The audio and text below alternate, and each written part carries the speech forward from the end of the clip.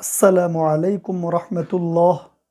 প্রিয় বন্ধুগণ, যে দোয়া দিয়ে আল্লাহ তাআলাকে ডাকলে আল্লাহ তাআলা সাড়া দেন এবং যে দোয়া দিয়ে কিছু চাইলে আল্লাহ তাআলা প্রদান করেন, আজকে আমরা সেই দোয়াটি শিখব।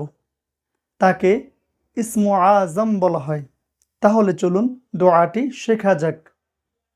লা ইলাহা ইল্লা আনতা সুবহানাকা ইন্নী কুনতু মিনাজ জালিমিন। লা ইলাহা ইল্লা আনতা সুবহানাকা ইন্নী কুনতু মিনাজ জালিমিন। আমি সম্পূর্ণবার দোয়াটি আবার বলছি।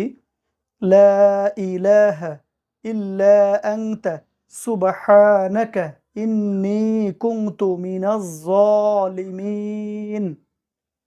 প্রিয় বন্ধুগণ, এই দোয়াটি সম্পর্কে সাদ ইবনু মালিক রাদিয়াল্লাহু তাআলা আনহু বলেন, রাসূলুল্লাহ সাল্লাল্লাহু আলাইহি ওয়াসাল্লাম বলেছেন, ইউনুস আলাইহিস সালাম যে কথাগুলো বলে দোয়া করেছিলেন তাকে ইসমু আজম বলা হয়, যা দিয়ে ডাকলে আল্লাহ তাআলা সাড়া দেন এবং যার দ্বারা চাইলে আল্লাহ তাআলা প্রদান করেন।